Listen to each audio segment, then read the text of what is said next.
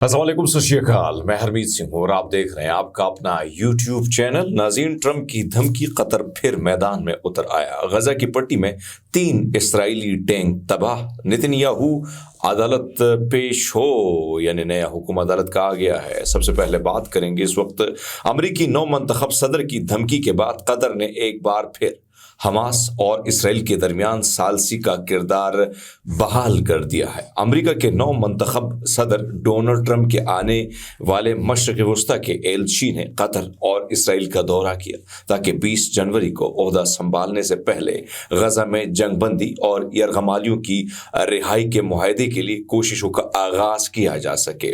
जराए के मुताबिक एलची Steve Witkoff ने नवंबर के आखिर में अलग अलग मुलाकातें की, एक इसराइली वज़ीर आज़म नेतन्याहू से और दूसरी कतरी वज़ीर आज़म शेख मोहम्मद बिन अब्दुर्रहमान अल सानी से मुलाकात की थी। ये मुलाकातें इस बात की निशानदही करती हैं कि खलीजी रियासत कतर गुज़श्ता माह और अपने किरदार को मुअत्तल करके बाद में मुज़ाकरात में अहम सालसी के तौर पर अपना किरदार दोबारा शुरू कर दिया। अब मसला ये है, मैंने आपको पहले भी अर्ज़ किया था कि कतर एक दफ़ा, क्योंकि एक तरफ तो बहुत ज़्यादा बोझ था, यानी बहुत ज़्यादा दबाव डाला जा रहा था जो बाइडन की जानिब से, लेकिन अब डोनाल्ड ट्रंप जब से आए हैं तो एक तरफ तो उन्होंने इससे पहले बड़ी धमकी दी थी कि मैं जहन्नुम बना दूंगा। मैंने कहा वैसे वही सब जहन्नुम तो बन चुका है, आपने पूरा तबाह कर दिया, तो और क्या जहन्नुम बनाओगे।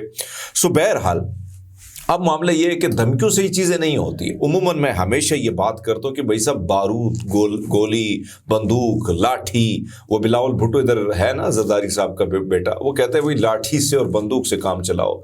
तो भाई साहब आपके नाना जो है जिस तरीके से उसको सोली पर लटकाया कि उसने जमहूरियत की आवाज़ की थी, उसने कहा कि टेबल पर टॉक होनी चाहिए। इसी तरह बेनज़ीर भुट्टो साहबा ने भी कहा था कि ये जो डंडे, ये जो गोलियां, ये जो फसाद, ऐसे चीज़ें नहीं चलेंगी, टेबल टॉक होनी चाहिए।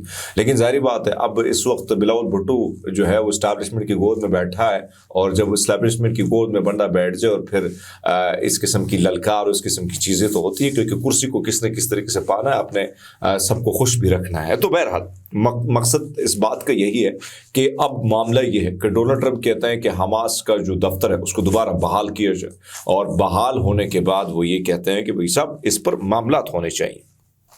गजा की पट्टी में फ़लस्तीनी मज़ाहमत काबिज़ इसराइली अफवाज के मुख्तलिफ महाजों पर निशाना बना रही है। अल-मयादीन के मुताबिक हमास के अस्करी विंग अजीज़ुद्दीन अल-क़स्साम ब्रिगेड ने तफजील दी है कि जंगजू ने शुमाली गजा की पट्टी में जबालिया कैम्प के दरमियान जो है तमर्स स्टेशन के करीब एक इसराइली फ़ौजी गाड़ी को अल यासीन 105 गोले से निशाना बनाया।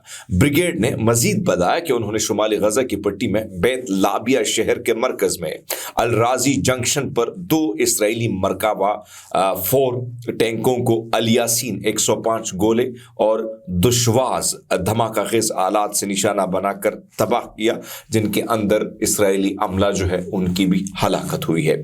इसी तरह उन्होंने शुमाली गजा की पट्टी में जबालिया कैम्प के मगरब में वाक़ई अल तवज्जा मस्जिद के करीब एक और मरकाबा 4 टैंक को शवाज धमाकाखेज से निशाना बनाकर तबाह किया है, जिनके अंदर भी जो अमला था वो जलकर खाकसर हो गया है। तो ये कार्रवाइयाँ मैंने पहले अर्ज किया था कि हमास ने इससे पहले भी एक तरफ तो खैर मकदम किया था कि ठीक है, हिजबुल्लाह अगर जंगबंदी करना चाहता है, नेतन्याहू अगर करना चाहता है तो ठीक है, लेकिन हम तब तक जंगबंदी नहीं करेंगे, हम तब तक रेजिस्टेंस करेंगे जब तक हमारा मसला अमली तौर पर हल नहीं हो जाता है।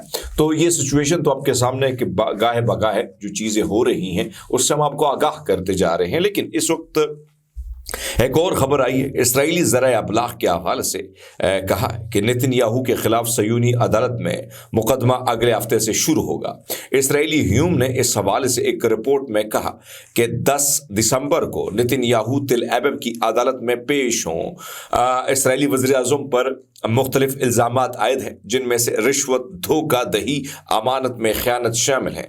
अदालत में मुकदमा दायर करके बाद में नेतन्याहू ने मुतअद्दिद मरतबा खुद को हाज़िरी से इस्तिस्ना देने की दरख्वास्त दी थी। ताहम इस मरतबा जो अदालत ने उसने दरख्वास्त मुस्तरद की है। इसराइल प्रोसिक्यूटर ने ताकीद किया कि मसलहत के में यानी इसमें है कि नेतन्याहू के खिलाफ मुकदमे की फौरी समाअत शुरू की जाए। अब मैंने आपको पहले भी कहा था कि इस किस्म की कोशिश की जा जा रही है। नेतन्याहू अपने ही मुकदमों से भागने की भरपूर कोशिश कर रहे थे, लेकिन जाहिर बात है अब इस सारी सिचुएशन में जंग बनाना, जंग में इस किस्म की भोंडी हरकत इख्तियार करना, क्योंकि ये संगीन किस्म के मुकदमात हैं नेतन्याहू पर। इस पर डिटेल व्लॉग करेंगे, आपको बताएंगे कि किन किन मुकदमात का इस वक्त उसको अपनी अदालतों में सामना है। लेकिन अब भाई साहब कहा जाता है कि अदालत में आप पेश हो, बहुत हो गया। शाम की हालात की बात करें तो Serbian observatory for human right ने बताया कि शाम में मुसल्लह धड़ों के हमलों के 8वें रोज अमवात की तादाद बढ़ गई है। तकरीबन 714 4 अफराद जो हैं उनकी डेथ हो गई है। उनमें मरने वाले 110 आम शहरी भी शामिल हैं। इनमें हैया तहरीर अल शाम और उसके इत्तेहादी धड़ों ने 361 अस्करी पसंद, हुकूमती फोर्सेस के 233 अरकान भी शामिल हैं।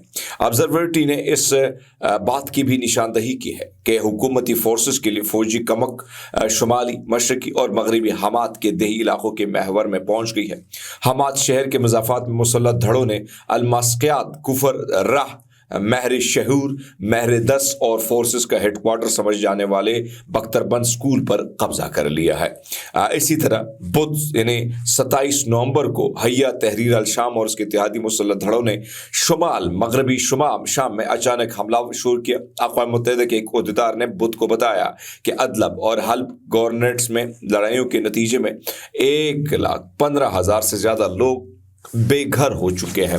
शाम की तफसील हम कोशिश करते हैं कि आपको गाय बगाए भी साथ में रखें आगाह, क्योंकि इसका खास कर लिंक है इस वक्त हिजबुल्लाह के सारे मामलात के साथ। ये शाहरा सबसे कोशिश पहले कि नेतन्याहू, तैयब अर्दवान, अरब के दूसरे ममालिक, इसी के साथ साथ इसराइल तो इसमें बढ़ चढ़ कर हिस्सा ले। आपने देखा होगा कि अब एक इंटरव्यू यही जंगजू जो आप लोग इनको बड़ा सपोर्ट करते हैं इसराइली टीवी पर नशर हुई है, उसमें उन्होंने बारहा ये बात की कि हमें अच्छा लग रहा है कि हमें इसराइल इस काज के लिए सपोर्ट कर रहा है। तो फिर आप समझ जाओ इस सारे किस्से को कि ग्रेटर इसराइल का ख्वाब जो इसराइल देखता है वो इसी तरह इन जंगजुओं की सूरत में पूरा करने की कोशिश करता है। आईसिस क्या था आपको पता है, लोगों के सर काटे उन्होंने।